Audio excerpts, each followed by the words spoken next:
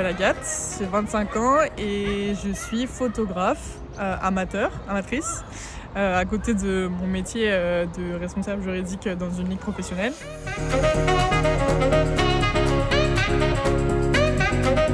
Pourquoi photographe? Ça a commencé depuis toute petite.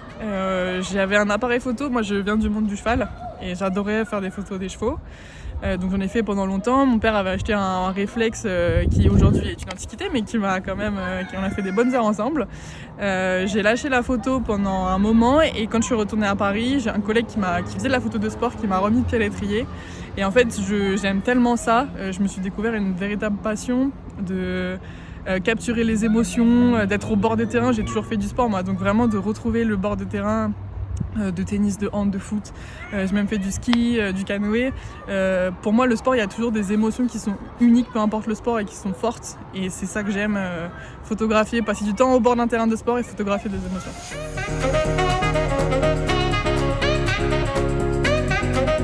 Du coup je suis responsable juridique, je suis juriste, j'ai une formation de droit. J'ai jamais fait de photos rémunérées, en tout cas j'ai toujours travaillé à côté. Comment je m'organise? C'est simple, c'est les week-ends. Les week-ends où je pose des congés, par exemple, j'ai la chance d'habiter à Paris, donc j'ai Roland-Garros et le tournoi de Bercy. Et du coup, dans ces cas-là, je pose des jours de congé et c'est le week-end principalement. Je traite mes photos les soirs, quand je rentre, ou les dimanches, ou principalement les soirs, ou sur les temps de midi éventuellement, mais plutôt les soirs. Et vraiment, c'est sur mes temps de off, pendant mes vacances, j'organise mes vacances en fonction des tournois, en fonction des événements, mais principalement sur ces temps-là.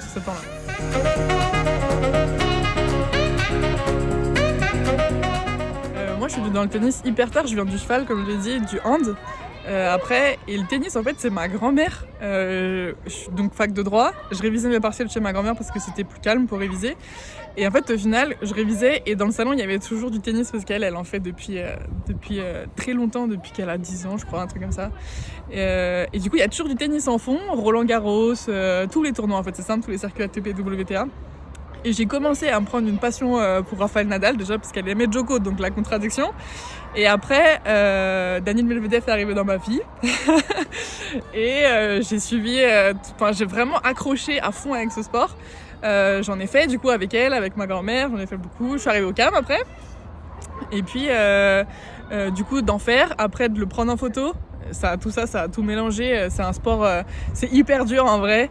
Faut vraiment être passionné.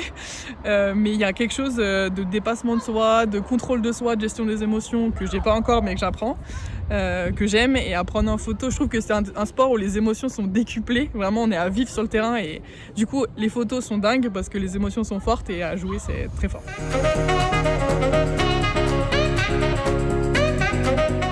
C'est pas dans le tournoi même.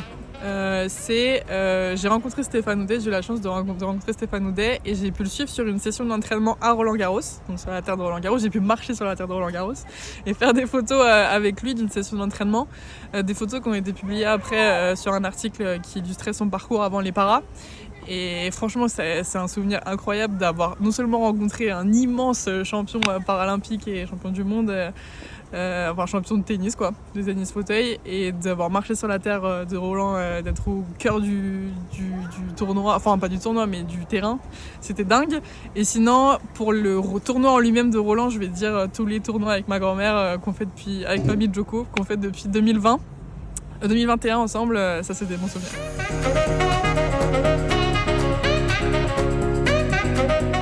Si on prend les Jeux Olympiques, je vais dire le golf que j'ai découvert grâce à un collègue qui m'a parlé de ça et j'ai pris des places et je suis allée au golf national et franchement les hommes et les femmes c'était incroyable parce que c'est des décors qui changent, tout est vert, des nuances de vert, les athlètes sont hyper proches, c'est très ouvert et le sport en lui-même est impressionnant, donc je vais dire le golf, femmes et hommes. Et sinon aux Jeux paralympiques, je vais dire le paratennis de table. J'ai vu des matchs pour la médaille d'or, alors je ne saurais plus dire les catégories mais 3 matchs pour des médailles d'or qui m'ont ému aux larmes. Donc j'étais fan et photographe ce soir-là.